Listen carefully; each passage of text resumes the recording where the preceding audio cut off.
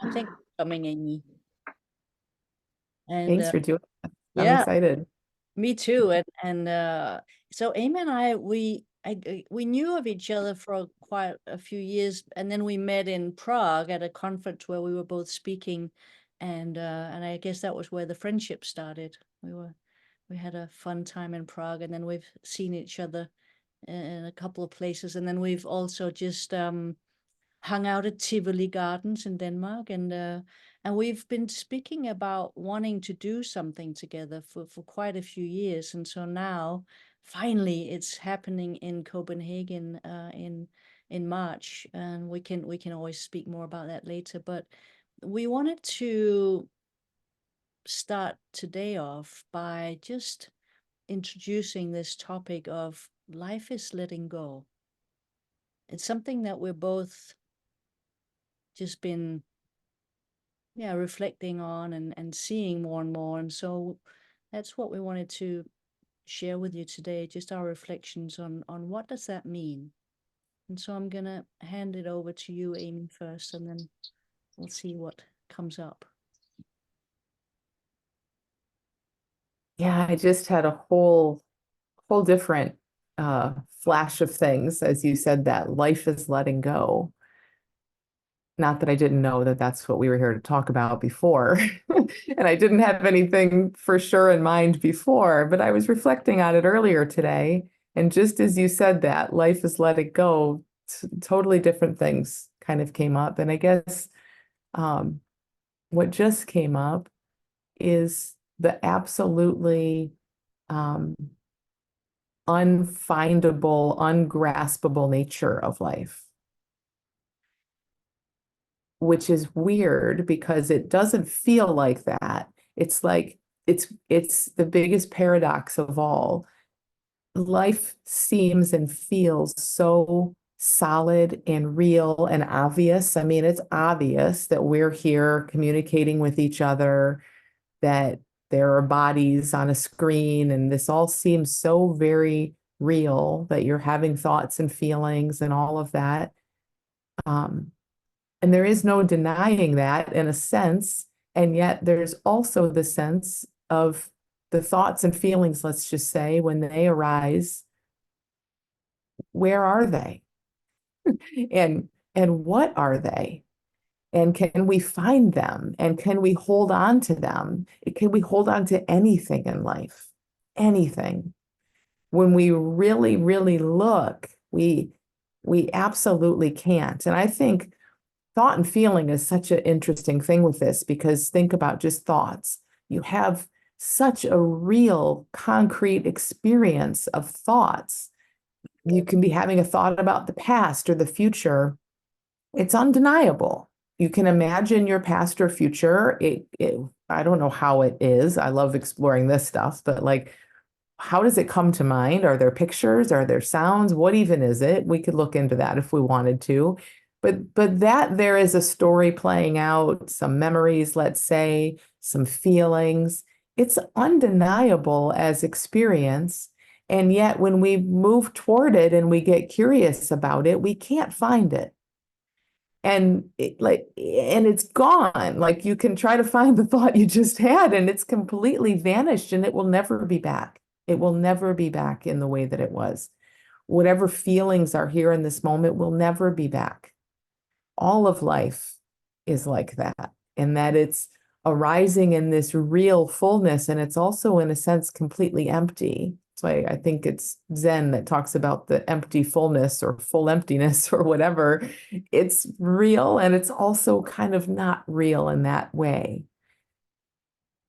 And it's just fascinating to come into our reality, our immediate in this moment experience, and sort of meet it in that way. And we can really contrast that with how it seems to be. So in our minds, it doesn't seem like that, because that's the job of the mind to make you a solid you who has traveled through time, and you have these thoughts and you have those feelings and these things happen to you, and it feels very, very real. And again, all the things that supposedly happened to you in your life, including what happened 2 minutes ago, where are they? Where are they? We can't, like, what's happening now? What even is it? We can't describe it. We can't touch it. It's gone. It's gone already. By the time we even try to talk about it, it's gone. So there's this very like fresh, fluid feel of life that's undeniable, but easy to miss because we're used to listening to thought, which doesn't give us that side of things. Thought gives us identity and it's all very solid feeling. But I think there's something so amazing in this exploration, and this is part of what we'll explore in March as well, I'm sure. When we look to nature and we sort of see this in nature, but even when we're looking at nature, we're often looking through the lens of our mind that says it's spring or it's summer or it's this or it's that. So we kind of know, we know that nature lets go. We know that there's no stopping it. There's no controlling it. We wouldn't even want to. And we sense, I think, that we are that as well. But what we're up against, I guess, is these identities and this mind that creates an identity that makes it feel like you're a very solid you and you are very findable and graspable. And that's just something we can explore and just see how accurate is that.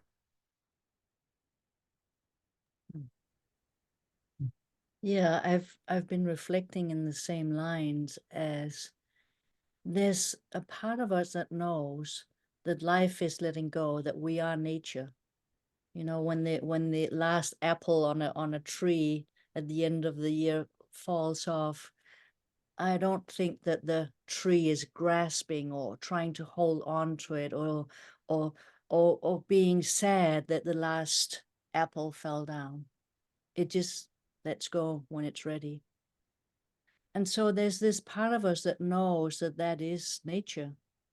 Just this morning, I was speaking with my father about my mom who died 4 years ago, and I was saying to him that I had this webinar with you today and that it was about letting go because it's difficult for him to let go of the fact that she died 4 years ago. And so what are we up against in a way? What is it that stops us from just living in the knowing that life is letting go? And it's what you said, it's ego, it's thinking, it's identification with something that looks solid. And it does look solid. But what if we didn't have to grasp? What if we didn't have to hold on to? We can't anyway, as you just said. It's like it's impossible to hold on to even a thought that I had a moment ago. I can think it again.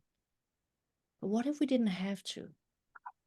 What if we didn't have to effort, cling to, hold on to? That there's so much stress that comes in our lives because ego mind or mind tells us you must hold on to your past because what happened to you was so bad. Hold on to it so it doesn't happen again in the future. And it makes sense. Part of us thinks that that makes sense. That if I hold on to the thinking and to the experience I had at that time, maybe it will stop me from being hurt again. Doesn't really work though. But that's what our mind does. So for me, what we're pointing towards is that we are nature. It is natural to let go. We can't even stop it, even if we try. But our effort in trying to hold on to, for instance, I'm on vacation right now, and there's these magical moments of, being on the beach, the sun is setting, everything is beautiful. I'm there with my husband, and there's like this part of me that stop this moment. But of course, the sun goes down, it gets really cold, and we go back to our hotel. But there's something it's so natural for us to want to hold on to a moment or to something, even if it's something that was not pleasant in the past, because something in our mind tells us, hold on to this because it has a purpose, because it's important for you to know.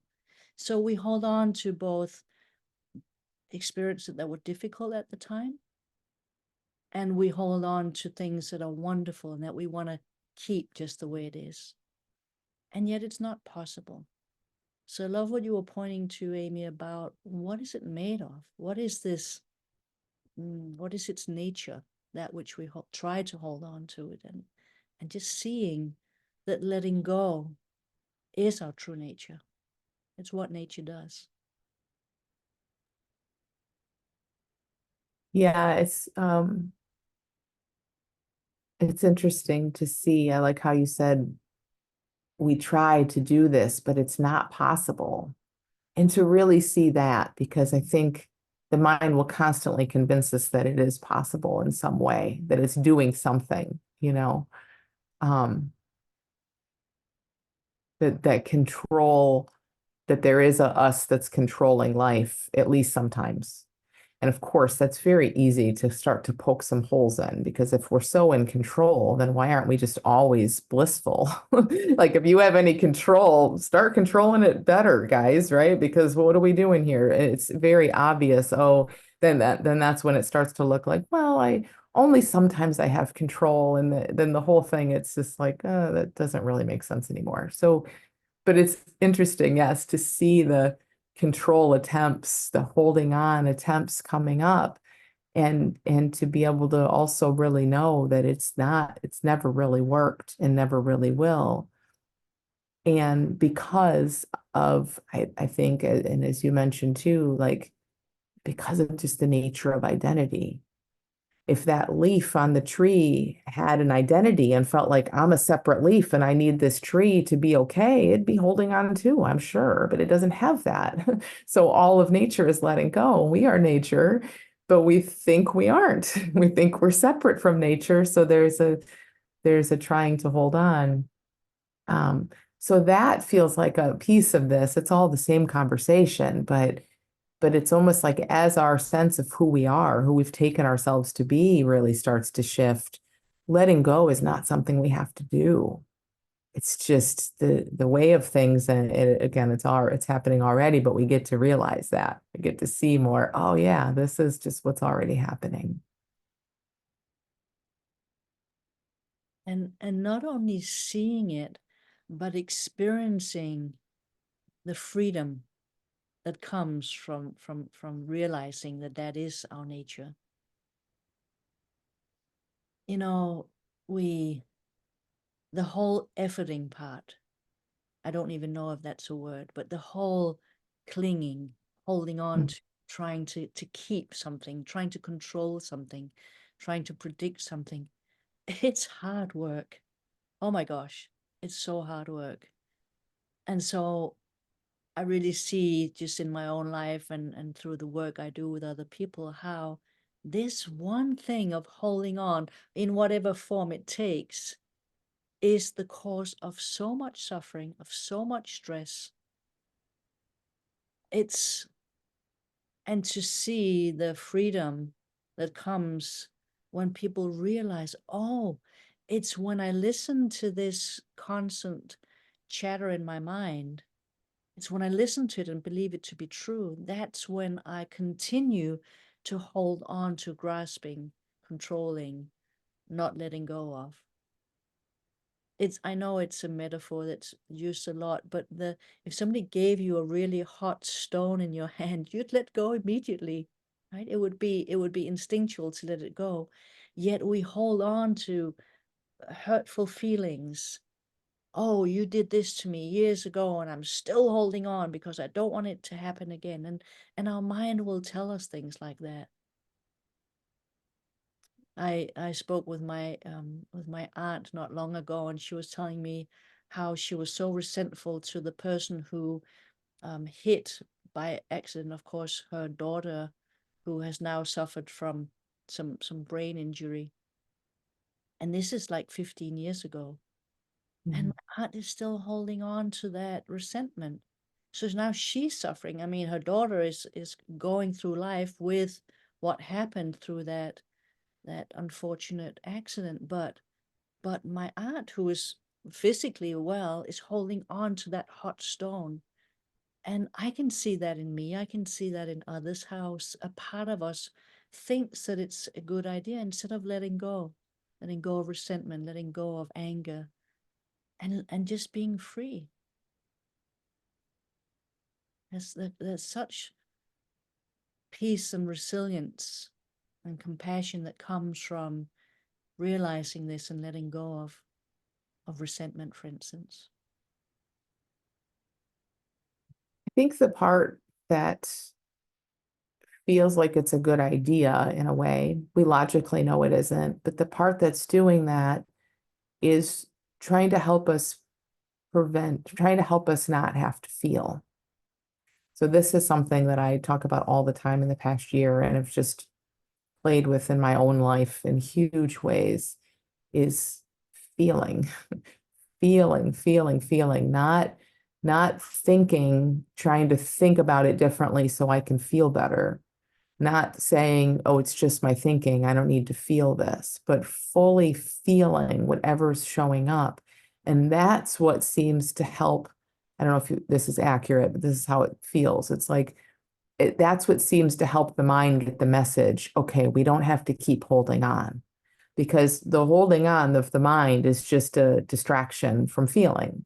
So the more we're open to feeling, you're on feeling the anger and the sadness and the grief and the rage and everything she feels. Those are totally reasonable feelings given what happened even 15 years ago. If they're showing up now, that's what's here.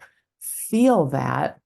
And that's where I think the mind starts to see, okay, we don't have to make that person the enemy and do this. So it's all this runaround to avoid just feeling. So I think that's a fascinating aspect of this, you know. And again, you look at nature, it's like, you know, I don't know, it just is. It's like there is no option to try to feel more of this and less of that. You just get what you get. And that's like that for us too. We get what we get, but man, the mind tries really hard to manipulate what we're getting. Exactly, and that's why the other sentence of our seminar is called "Embracing All of Life," Mm. because there's no bad feelings. They're just energy arising in the moment, and then they'll be gone a moment later. So there is this embracing of the feelings, but our mind doesn't like it. Our mind doesn't like, oh, I'm feeling horrible right now. I don't want to feel this way. And so it's trying to look for something better. And then it is that we try to manipulate how we're feeling, or trying to eat something or drink something to make ourselves feel better. What if we didn't have to? And to me, the recognition of, but what is it that I'm feeling? Mm. What is it made of? What is its nature? Because when I see that the nature is fluid, it's not a solid thing. Yes, it manifests in my body so that it feels solid because I'm feeling it. I can feel it in every part of my being, not being, but maybe body. It feels solid, but what is it really made of? And so there's really, for me, what I'm seeing more and more of is that recognizing the nature of thought, the nature of feeling, and not being frightened of it, not try to get rid of it, not try to manipulate it. There's a freedom in letting everything arise that arises naturally, and then just letting it go when it's not here anymore, because it will, because it is its nature. It cannot stay. I think that's a very important point that I know that we'll talk much more on in the seminar. Yeah, that even when we say letting, we're not letting anything.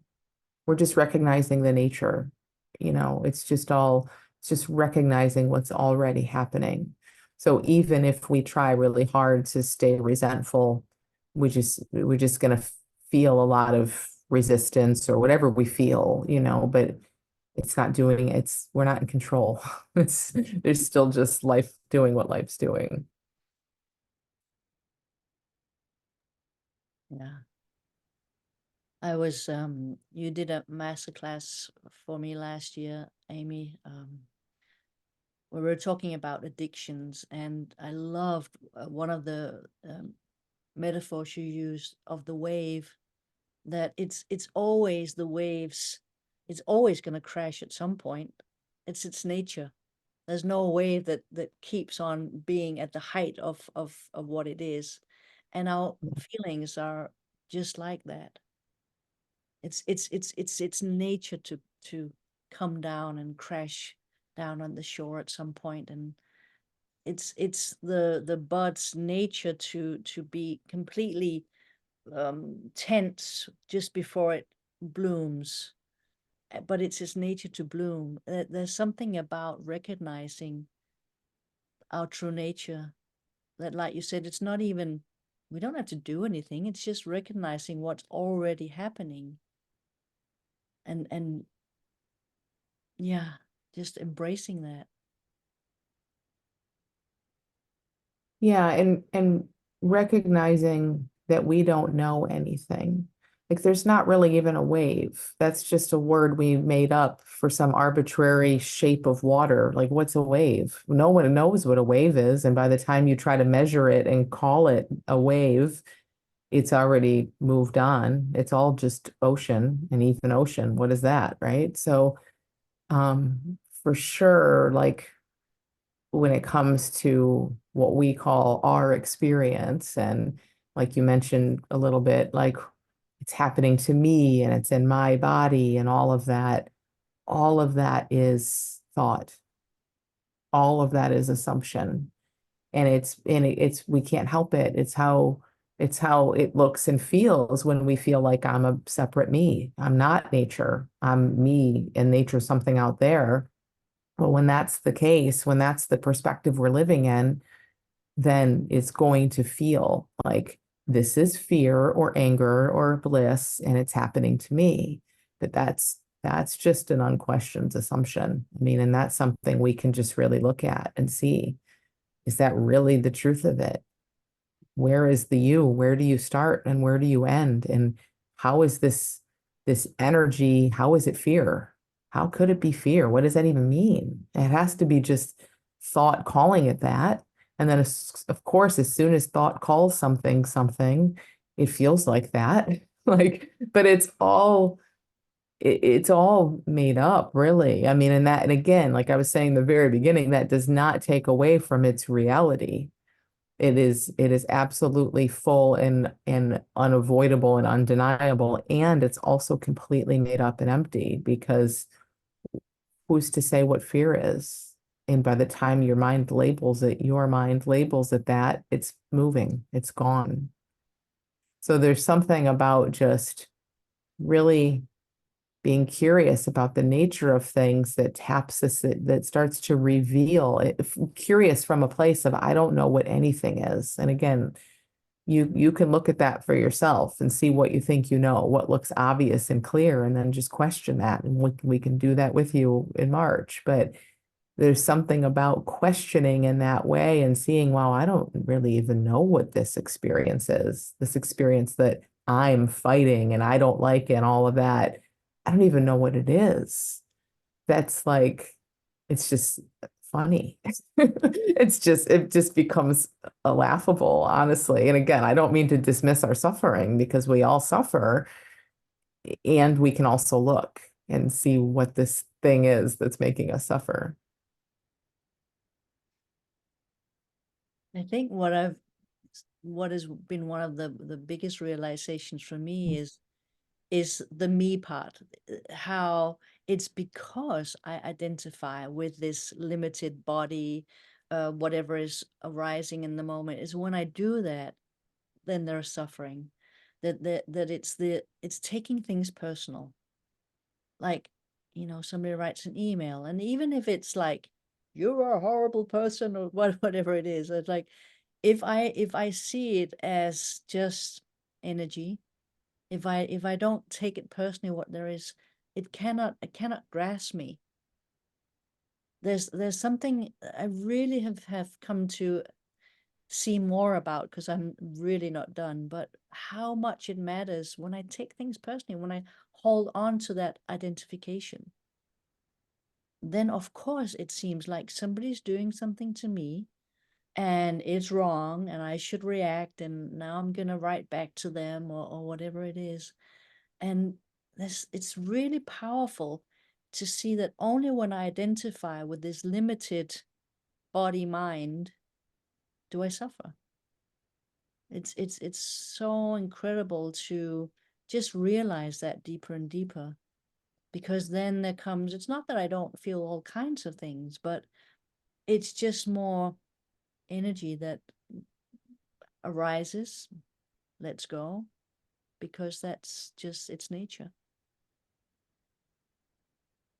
Yeah, and I think that happens as we just get really curious. Like we can't, um, and I just point this out because I know this is how our mind hears it. Like, I can't let go. I don't know how to not feel like a me. And like no one does. No one does. So it's not about that. It's not about not taking things like you getting a mean email and somehow figuring out how to not take it personally.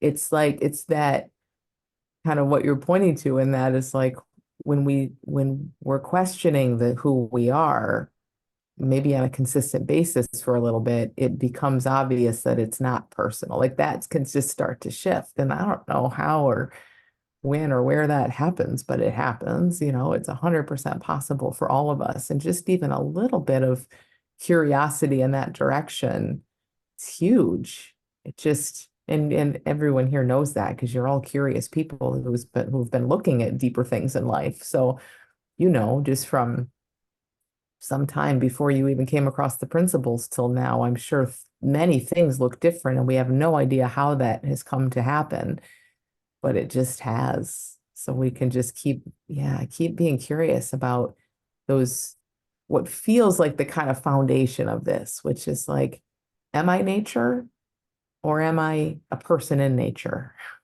Who or what am I? What is my nature? Is my nature the same as that tree's nature? Like, to look at those, yes, that's where it gets shocking, like you're saying, where someone says something to you or something happens and you're like, hey, and then maybe the next day it doesn't feel like that. Maybe the next day it grips you again, but there's such a wider range of experience, I think, that starts to happen when the solidity of who we think we are is not so much. Hmm. Yeah.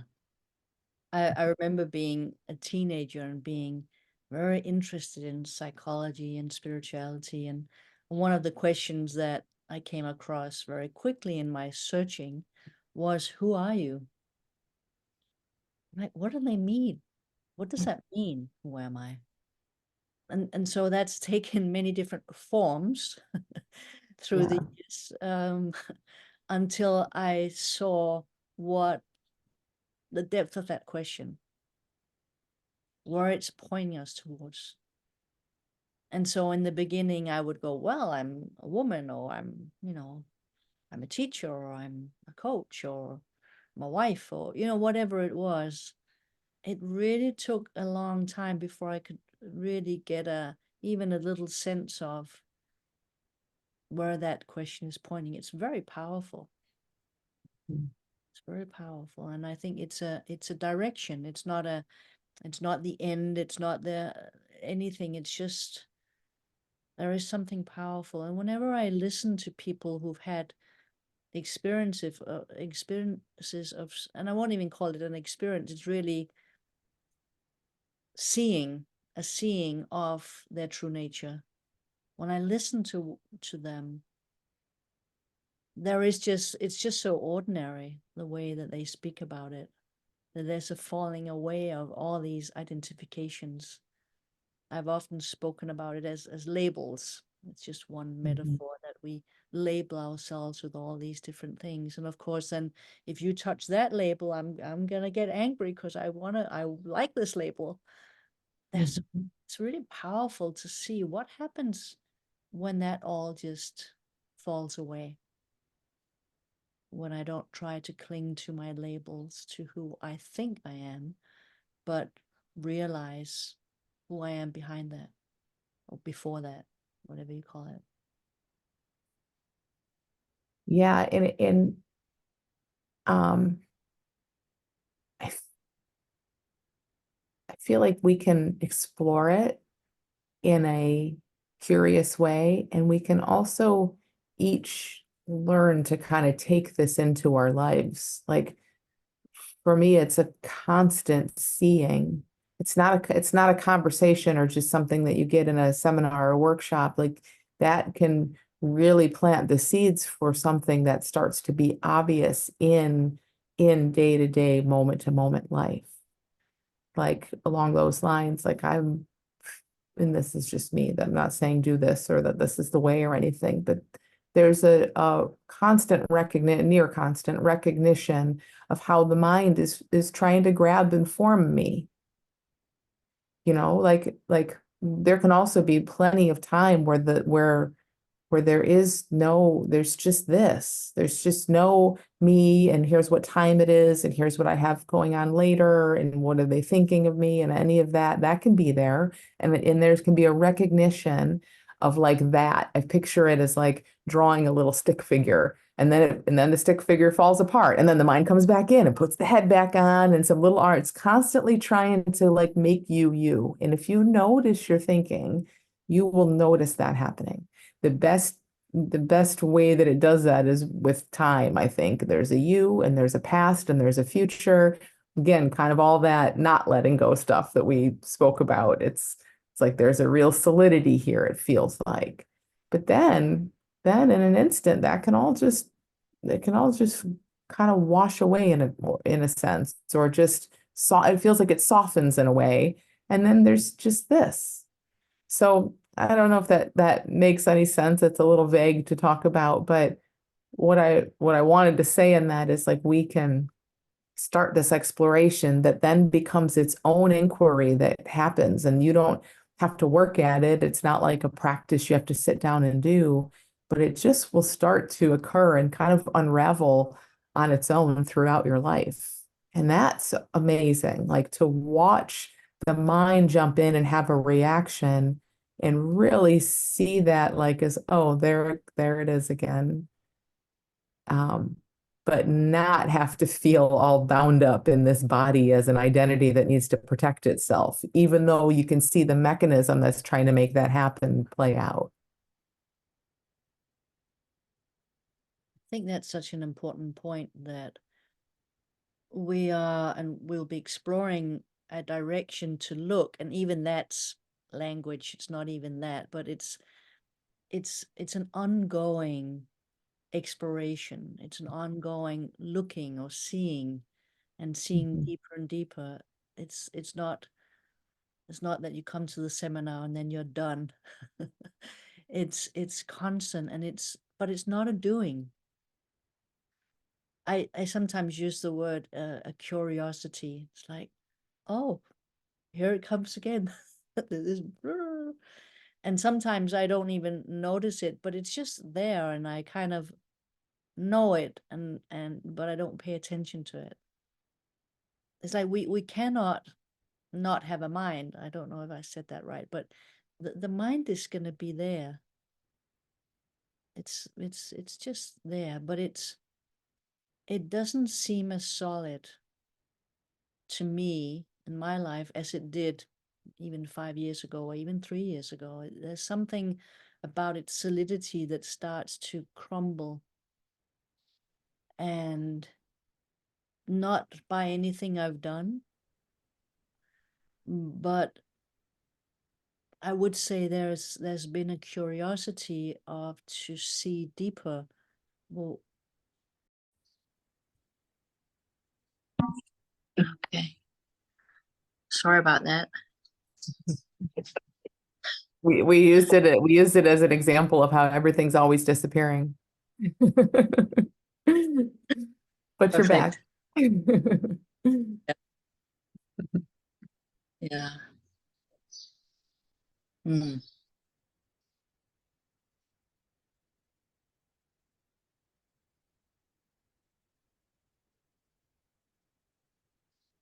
I think you were talking about, um, and I don't know if this is exactly where you were going, but it just came to mind for me how this sort of curiosity and these kind of inquiries start to just take on a life of their own, that it can feel like something we put a little effort into and a little curiosity into. We're turning in the direction of this and we're wanting to see more, and that's beautiful. That's effortful or not, it doesn't matter. But it does feel like at some point there's just a momentum that gets going, and then it's like, yeah, I don't know. It does take on a life of its own. And again, I think we've all probably seen that in any exploration that all of you are doing. You read a book or you go to a webinar or something, and some of those ideas, they just are bopping around in there. You don't have to do anything with them, but they'll come up. They'll wake you up in the middle of the night. You'll have an insight, or you'll see the next movie you watch through the lens of this. And that's what I just love about this day and age, where we can talk with people all over the world. There's so much information. It can get a little overwhelming if we get obsessive about it. But if you're just picking and choosing what you're drawn toward, I love that. Like a little bit can go a long way, because it does feel like this is nature. This is truth. It's nature wanting to be revealed. It's like it's like life wanting to pop up and say, "Oh, cool, you're seeing me. You're seeing that you haven't had control. I've been here the whole time." And we just see what we see when we see it, I guess. Yeah. Yeah, I love how it's not about, like I think I started saying just when we came on, what if we didn't have to hold on to, cling to, try, effort? I mean, even looking in this direction can sound like, doing something, but not even that. It's very freeing to not have to do something. And I think we wrote in our description of the seminar, ego doesn't like this conversation Yeah. because it doesn't have its hold on us. Everything that it's been trying to do, it's our entire life, it's like, well, you can be there, it's fine, and there's so much more to see. I just love that.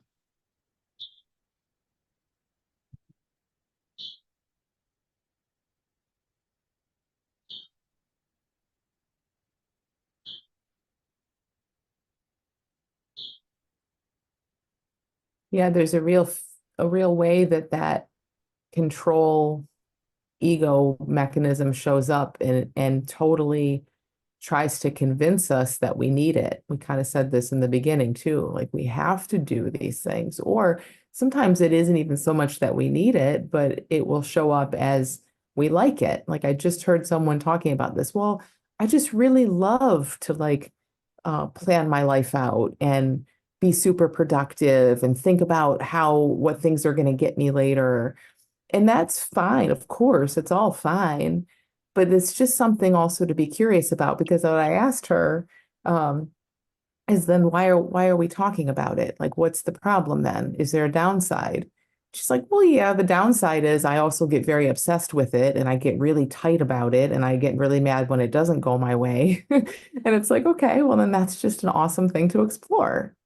So I just point that out because the mind will also kind of make it be like, well, this is fun and this is what it means to be a human. And of course you get mad when bad things happen. And I just, yeah, this is kind of funny. It's just kind of like, okay, maybe. Or who knows, maybe I won't listen to you so much, little mind up there. And then we'll just see how that goes. Like we just get to experiment. Mm. All those labels like, well, I'm a planner, Yeah. or I who I am. Really? Is it? Yes. Yeah.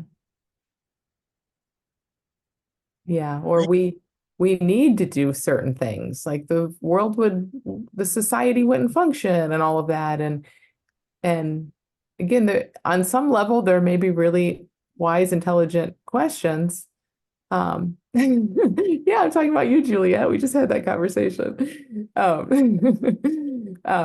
On some level, they're really wise, great questions, but also it's just a cool thing to be kind of curious about. Like what if it isn't that way? Well, not that we aren't going to follow laws and make plan a flight and that kind of thing, but do we need to think about it? Does that require control? Because again, look how much happens in that nature. Look how much happens. It's not lazy. It's not lazy. It's not sitting around doing nothing. It's incredibly active. And as far as we know, there's no controller there, there's no sense of that. So why would we be any different? Maybe we'll plan flights and we'll do things and we can just get curious, about about how much we're really making happen. What I love about this exploration is that it's fun. I really find it fun. Like I wake up in the morning and then like, I wonder what's going to happen today. And then I'll find myself planning something. You're coming and there's flights to be bought and but it just happens like, oh, I guess I was planning a flight today, or I guess I was planning a new seminar today, or I guess I'm going to iron all my clothes today and watch a webinar. Or it's such a fun to see what just comes up. And of course I have clients, I have things to do and places to be. That's true, but it's not it just feels like a flow where I effort. Oh my gosh, I used to be so stressed in my 30s and even 40s, and I feel now that I feel more aligned with nature. And if you saw me on any given day, I think you'd say, like nature, I'm not lazy, but it doesn't feel difficult. It doesn't feel like an effort. I don't feel stressed. I just, whatever comes my way is what there's a sense of, oh, I want to do this now, but not from here. It comes, I don't know, it's just a movement. I don't even know how to explain it, but it's a really nice feeling. And I think you spoke to this a little bit earlier. And when it's not like that, that's okay too.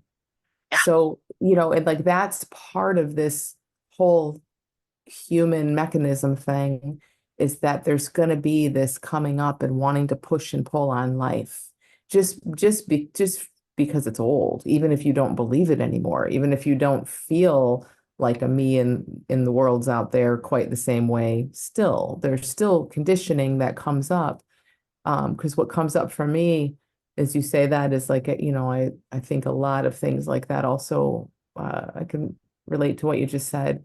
And then there's some things that kind of will pop out in stark contrast to that. Like right now, my husband is looking for a job and I'm helping him. And I know how he should be doing it, and he's not doing it my way. And so but it's all a great, I'm not saying it's great and it's comfortable, as in I'm always like, oh, there's my mind again. But it's like the feeling of that tension and contraction just starts to get really obvious, and more obvious as conditioning. It doesn't mean I disagree with it even, but it just is like, oh, there's my conditioning saying, here's what you should be doing right now. And again, it kind of comes back to that feeling piece.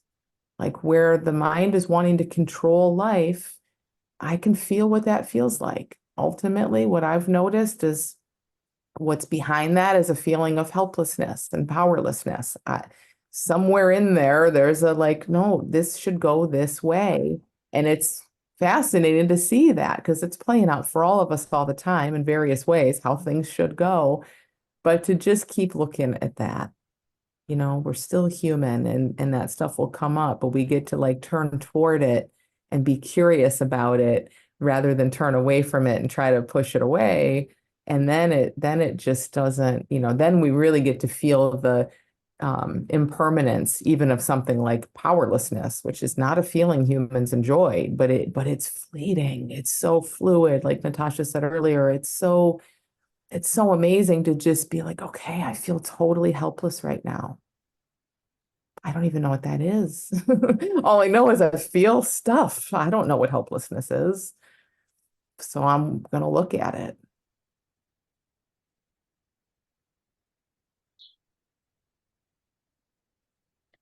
Well, I can't wait to be with you in person again, Amy, in Denmark, and to explore this for 2 whole days with people, to just look together.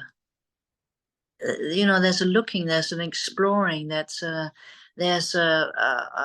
talking about, to so that we can see more, that we can discover more. There's no end result that's going to come out of the seminar, but I think it's going to be fun. I think it's going to be fun exploring together and pointing and hearing what shows up for people. Yeah. Yeah, that's the best part. I'm excited to be with everyone and see what's coming up for you and see where it looks like, no, I do need to control, or maybe I just like to control, or whatever. That's all that is so perfect, where we get to see it in real time and then just be curious about it together. Yeah. That there's no wrong way of feeling. There's nothing that's not uh you know allowed. It's really embracing all of it, all of life, and just looking at it with curiosity and see what we can see. So that's, I think, to me, that's what this weekend is going to be about in March. Being curious together, exploring together. Yeah. Can't wait. Yeah. Well, all right, guys. Thank you so much, everyone, for coming. We're gonna put this video out on different social media so that you can see it, and we'll put in the information if you are interested in coming to Copenhagen with us. This weekend will not be live streamed, so it's only in attendance that you can be part of it. And I think it's going to be great because there's something about being there live that's just so fresh. Um, so we're going to put that out, put information about where you can see more and how to sign up. And then I just really hope that to see you in Copenhagen and be with us for this exploration. Thank you so much. Thank you for inviting me, and thank you all for being here today. It's great to share. Yeah. Thanks for coming, Amy. It'll be great to see you again and have fun in Denmark again. All right, everyone. Thank you so much for being here today, and reach out if you have any questions. Thank you. Thank you, everyone. Thank you. Bye.